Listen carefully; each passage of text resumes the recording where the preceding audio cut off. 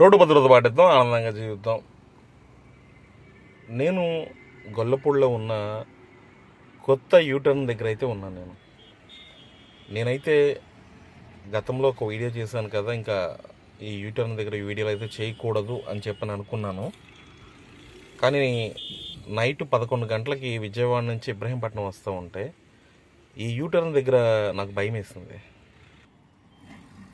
అందుకనే ఒక వీడియో చేద్దాం అని నేనైతే ఈ వీడియో చేయడం జరిగింది.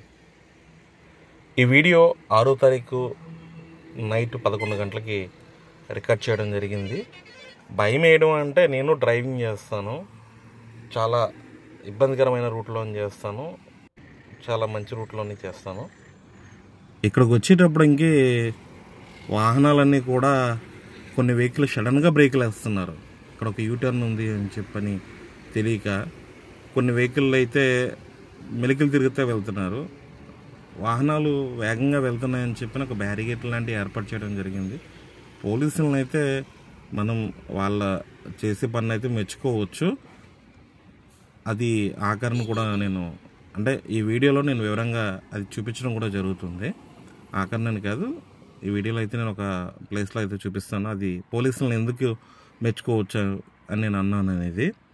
ఇక్కడ మనం చూస్తే వెహికల్స్ అన్నీ కూడా చాలా అంటే చాలా వేగంగా హైదరాబాద్ వైపు నుంచి కావచ్చు, విజయవాడ వైపు నుంచి కావచ్చు రావడం జరుగుతుంది. ఇక్కడ ట్రక్స్ అనేవి వెళ్తున్నాయి. ఈ ట్రక్స్ అనేవి ఇసుక, గ్రావెల్, ఇంకా ఫ్లై యాష్ లాంటివి తీసుకువెళ్తున్నాయి. ఈ తీసుకెళ్లే క్రమంలో వెహికల్స్ అన్నీ కూడా 60-70 కిలోమీటర్ల స్పీడ్ కాదు కదా, 80-100 స్పీడ్లు అయితే వస్తున్నాయి. ఇంత స్పీడ్గా వచ్చినప్పుడు అక్కడ మెలికలు తిరిగినప్పుడు అంతా కూడా ఇక్కడ పడడం, ఈ వెహికల్ అన్నీ కూడా ఇక్కడికి వచ్చినప్పుడు స్పీడ్ ఒక్కసారిగా తగ్గించుకోవడం వల్ల, ఎక్సిలేటర్ మళ్ళీ రేట్ చేయడం వల్ల పెద్ద ఎత్తున స్మోక్ అనేది కూడా రావడం జరుగుతుంది. కిందున్న దుమ్ము ఇదంతా కూడా పైకి లేసి ఇక్కడ ఒక ధూళితో కూడుకున్న మేఘాలు అయితే వస్తున్నాయి. దానివల్ల ఎయిర్ పొల్యూషన్ అవుతుంది. ఇక్కడికి వచ్చిన తర్వాత ఈ బ్రేక్లు వేసి ఇది ఎక్సిలేటర్ రేట్ చేయడం వల్ల సౌండ్ పొల్యూషన్ అవుతుంది ఇక్కడ. అంతేకాకుండా ఇక్కడ బ్యారికేట్లు అయితే పెట్టారు. అవి స్పీడ్ తగ్గించాలనే ఉద్దేశంతో బ్యారికేట్లు అయితే ఏర్పాటు చేయడం అయితే జరిగింది. కానీ బ్యారికేట్లు పక్క నుంచి ఇదిగోండి ఇక్కడ చూసారా, రకరకాల విన్యాసాలు అయితే మీరు గమనిస్తే వీడియోలో ఆ బ్యారికేట్కి అవతల నుంచి యువతల నుంచి అంటే పోలీసుల ఉద్దేశం ఒకటి ఉంటుంది. కానీ ఇక్కడ వాహనదారుల ఉద్దేశం వాళ్ళ ఇష్టం వచ్చినట్టు వెళ్ళే పరిస్థితులు అయితే ఉన్నాయి. అంటే వాళ్ళు ఏదో ఆతృతతో ఆత్రంగా వెళ్తే పక్క వాళ్ళకి ఇతరులు ఇబ్బంది పడేలాగా ఇక్కడ డ్రైవింగ్ అయితే ఉంటుంది. చాలా అంటే చాలా వేగంగా వాహనాలు అనేవి ఇక్కడ వెళ్ళడం అయితే జరుగుతుంది. అంటే గేట్లు అంటే ఏర్పాటు చేసినా కూడా బ్యారికేట్లు ఇక్కడ వేగం అనేది ఏ రకంగా ఉంటుందనేది మనం చూడవచ్చు. ఇక్కడ పొల్యూషన్ కూడా ఏ రకంగా ఉంటుందనేది మనం ఈ వీడియోలో అయితే చూడవచ్చు. కొన్ని వాహనాలు ఇక్కడికి వచ్చి సడన్గా బ్రేక్స్ అయితే వేస్తున్నాయి. దానివల్ల వెనకాల ఉన్న వెహికల్ గమనించకుండా అంటే గమనించినా కూడా సడన్ బ్రేక్స్ వేయడం వల్ల ఒక్కొక్కసారి ఆగకపోవడం అనేది జరుగుతుంది. ఇంకో విషయం ఏంటంటే ఇప్పుడు మనం చూస్తుందంతా కూడా హైదరాబాద్ వైపు నుంచి వచ్చే వెహికల్స్. ఇటు మనం చూస్తే విజయవాడ నుంచి వచ్చే వెహికల్స్ ఇటువైపున మార్జిన్ అనేది ఎక్కువ ఉంటుంది రోడ్డు పక్కన. దాంతో ఆఫ్ రోడ్ కూడా వెహికల్స్ అనేవి కూడా ఓవర్టేకింగ్ అనేది ఇక్కడ చేయడం అయితే జరుగుతుంది. ఇక్కడ ఈ రకంగా వచ్చి వంపు తిరిగి వెహికల్స్ వచ్చే క్రమంలో కొన్ని వాహనాలు అవతల పక్క నుంచి అంటే ఈ బ్యారిగేట్లు మధ్యలో ఉన్నాయి రోడ్డు మీద ఒక క్రమ పద్ధతిలో పోలీసులు ఏర్పాటు చేయడం జరిగింది. కొన్ని వాహనాలు రద్దీగా ఉన్నప్పుడు ఆఫ్ రోడ్లో అవతల వైపు నుంచి కూడా కింద నుంచి కూడా వెళ్ళడం అయితే జరుగుతుంది. ఆ వెళ్ళిన క్రమంలో మళ్ళీ తిరిగి రోడ్డు మీదకి వచ్చి సమయంలో ఇతర వాహనదారులని భయపెట్టే విధంగా అయితే డ్రైవింగ్ అయితే ఇక్కడ ఉంటుంది. చూసారు, ఒక కారు వచ్చేటప్పుడు ఇంకా ఆన్ రోడ్ అయితే రాలేదు. అది కారులే కాదు, ఆఖరికి ఆర్టీసీ బస్సులు కూడా ప్రైవేట్ ట్రావెల్ బస్సులు అయితే వెళ్ళినాయి అంటే సరే అనుకోవచ్చు. కానీ ఆర్టీసీ బస్సులు కూడా ఇక్కడ ఆఫ్ రోడ్ జర్నీ అయితే చేస్తున్నాయి. అది కస్టమర్స్కి అంటే ప్యాసింజర్లు ఎవరైతే ఉంటారో వాళ్ళకి ఇబ్బందికరమే. ఎందుకంటే ఆఫ్ రోడ్ అనేది ఇప్పుడు రోడ్ అంటే ఇప్పుడు రోడ్లే ఎలా ఉంటాయనేది మనకు తెలియట్లేదు. అలాంటిది ఆఫ్ రోడ్లో ఏ గూతులు ఏ రకంగా ఉంటాయనేది మనకు తెలియదు. అంటే ప్రయాణికుల ప్రాణాలతో బస్సుల వాళ్ళు కూడా చెలగాటమాడుకునే పరిస్థితి అయితే ఇక్కడ గొల్లపూడి దగ్గర కొత్తగా నిర్మించిన యూటర్న్ దగ్గర అయితే ఉంది. అంటే ఈ ఒక్క యూటర్న్ అయినా కాదు, ఏ యూటర్న్ అయినా సరే అక్కడ కొంచెం చూసుకోకుండా అతివేగంగా రావడం వల్ల ఇతరులకి ఇబ్బంది అవుతుంది, ఇది వాళ్ళకి ఇబ్బంది అవుతుంది. ఎందుకంటే ప్రస్తుతం మన రోడ్ల మీద భారీ వాహనాలు తిరుగుతున్నాయి. అదే క్రమంలో ఆ భారీ వాహనాల మధ్యన చిన్న చిన్న ఆటోలు, స్కూటర్లు లాంటివి కూడా తిరుగుతున్నాయి. వేగంగా వెళ్ళాలన్న ఆతృతతో ఇక్కడ ఇదంతా కూడా నేనేమి వీడియో స్పీడ్ పెంచి అయితే చూపించట్లేదు. ఈ వాహనాలు సౌండ్ తీసేయవచ్చు, కానీ నేను ఆ సౌండ్ని 90% తగ్గించి జస్ట్ 10% సౌండ్ మాత్రమే నేను ఇందులో అయితే ఉంచడం అయితే జరిగింది. ఇంకో విషయం ఏంటంటే, ఈ పక్కన ఉన్న వస్త్రలత కాలనీ అంటే వాళ్ళని కొంచెం తెలిసిన వాళ్ళు అంటే అక్కడ చుట్టుపక్కల ఉన్న వాళ్ళని కొంతమంది నేను అడిగినప్పుడు షాపుల దగ్గర వాళ్ళు ఏం చెప్పారు అంటే, గతంలో వెహికల్స్ వెళ్ళినప్పుడు అద్దాలు సౌండ్ వచ్చేస్తుంది, మాకు ఈ యూటర్న్ వేయడం వల్ల అది ఇంకా పెరిగిపోతుంది అని చెప్పని. ఇప్పుడు ఈ బ్యారిగేట్ లాంటివి ఏర్పాటు చేశారు. ఇక్కడ ప్రతి వెహికల్ కూడా వచ్చి స్పీడ్ తగ్గించుకుని మళ్ళీ రేజ్ అయ్యి వెళ్ళడం అనేది జరుగుతుంది. దానివల్ల ఇంకొంచెం వైబ్రేషన్స్ అనేవి పెరుగుతాయి. కానీ ప్రమాదాలు జరగకుండా ఉండాలంటే ఈ బ్యారిగేట్లు అయితే ఏర్పాటు చేయాలి. అంటే పోలీసుల ఉద్దేశం సేఫ్టీ, కానీ మన వాళ్ళ ఉద్దేశం ఏంటంటే త్వరగా వెళ్ళిపోవాలి. చూసారా, అక్కడ ఒక లారీ కూడా ఈ పక్కన లారీ వస్తుంటే ఇంకో లారీ ఆఫ్ రోడ్లో అయితే వెళ్ళిపోతుంది. ఈ రకమైన పరిస్థితి అయితే ప్రజెంట్ అయితే ఇక్కడైతే ఉంది. ఇప్పుడు మనం చూసేదంతా కూడా ఇబ్రహీంపట్నం వైపు వెళ్ళే వెహికల్ అన్నీ కూడా మనం చూస్తున్నాం గొల్లపూడి నుంచి. ఇదే ప్రాంతంలో నేను గతంలో ఒక వీడియో చేశాను. ఆ వీడియోలో మీ అభిప్రాయాలు చెప్పమని చెప్పినప్పుడు చాలామంది ఇందులో గమనించి చెప్పింది ఏంటంటే, డే టైంలో రాంగ్ రూట్లో రావడం ఈ యూటర్న్ దగ్గర చాలా ఎక్కువగా జరుగుతుంది.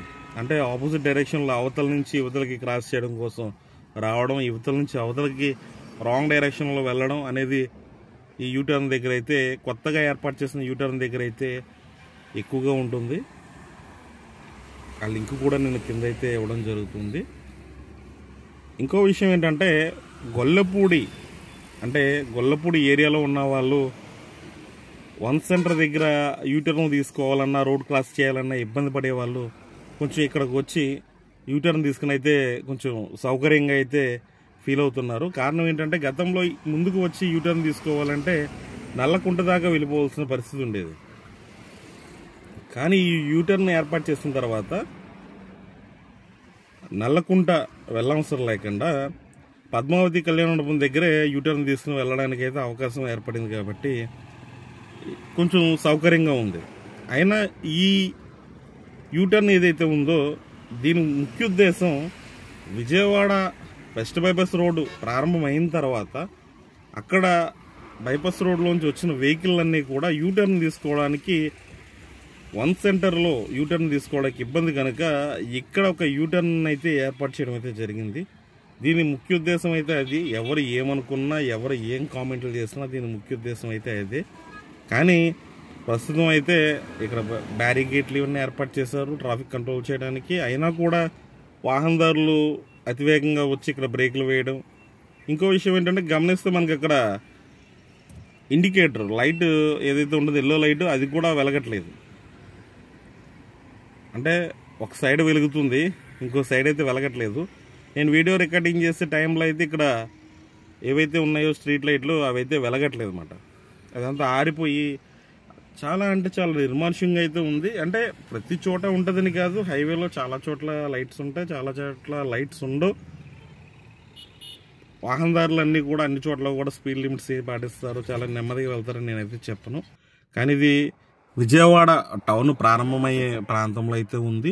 వీడియో స్టార్టింగ్లో పోలీసులు మెచ్చుకోవచ్చు అని చెప్పాను. 11 గంటల 10 నిమిషాల ప్రాంతంలో వచ్చిన పోలీసులు ఇక్కడ ఏర్పాటు చేసిన బ్యారిగేట్లన్నీ కూడా వాళ్ళు పక్కకి తీసేసి అయితే వెళ్ళడం అయితే జరుగుతుంది. అంటే వాళ్ళు ఎవరో వచ్చి కంప్లైంట్ ఇస్తానో చేస్తానే కాదు, వాళ్ళ పెట్రోలింగ్లో భాగంగా వాళ్ళు ఎక్కడైతే బ్యారిగేట్లు ఏర్పాటు చేస్తారో వాటిని వాళ్ళు పక్కకి జరిపి మరీ వెళ్తున్నారు. నేనైతే పోలీసులు తీస్తున్నప్పుడు అయితే నేను ఇక్కడ రికార్డింగ్ అయితే నేను చేయలేదు, కావాలనే చేయలేదు. ఎందుకంటే ఇప్పుడు ఆ టైంలో ఏంటి ఎందుకని అడుగుతారు. ఆ వివరణించుకునే కార్యక్రమం ఎందుకు, మళ్ళీ ఇంటికి కూడా వెళ్ళడానికి లేట్ అవుతుంది కదా అన్న ఉద్దేశంలో అయితే నేను ఆ వీడియో అయితే రికార్డ్ చేయలేదు. ఇప్పుడు చూసారు కదా ఎంత వేగంగా అయితే వాహనాలు అయితే వెళ్తున్నాయో. ఇంతకుముందు అయితే రకరకాల మెలికలు తిరిగి చాలా ఇబ్బందులు పడితే వెళ్ళేవి. ఎందుకంటే ఇక్కడ సిటీ అనేది స్టార్టింగ్ అండ్ ఎండింగ్ పాయింట్. ఇక్కడ వెహికల్స్ విజయవాడ టౌన్లోంచి వచ్చే వెహికల్ అన్నీ కూడా చాలా స్పీడ్గా అయితే వెళ్ళిపోతూ ఉంటాయి గొల్లపూడి 1 సెంటర్ దాటిన తర్వాత. అంటే ఆ ప్రాంతంలో ఇక్కడ కొత్తగా యూటర్న్ వచ్చింది. దాని గురించి ఇక్కడ సడన్ బ్రేక్లు, మళ్ళీ రేసింగ్లు ఇవన్నీ కూడా ఈ ప్రాంతంలో ఇప్పుడు కొత్తగా వచ్చిన ఒక సమస్య అని చెప్పుకోవచ్చు. స్థానికులు అయితే చాలా ఇబ్బంది పడే పరిస్థితి అయితే ఉంటుంది. ఎందుకంటే చుట్టుపక్కల ఉన్న వాళ్ళకి వైబ్రేషన్స్ అనేవి ఆటోమేటిక్గా వస్తూ ఉంటాయి. వైబ్రేషన్స్ అంటే ఏదో సినిమాల్లో డైలాగులు కాదు, ఇక్కడ అద్దాలు ఇవన్నీ కూడా వైబ్రేషన్ లాంటివి అనేది నిత్యం జరుగుతూ ఉంటుంది.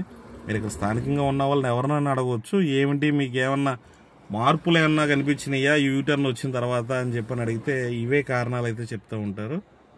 ఇక్కడ పోలీసులు మాత్రం వాళ్ళు చక్కగా సాయంత్రం పెట్రోలింగ్కి వచ్చి ఆ బ్యారికేడ్లన్నీ కూడా తీసేసి వెళ్ళడం అయితే జరుగుతుంది. ఇక్కడ మనం స్పష్టంగా చూడవచ్చు ఇండికేటర్ లైట్ అనేది ఒకవైపు వెలుగుతుంది, ఇంకో వైపు అయితే వెలగట్లేదు.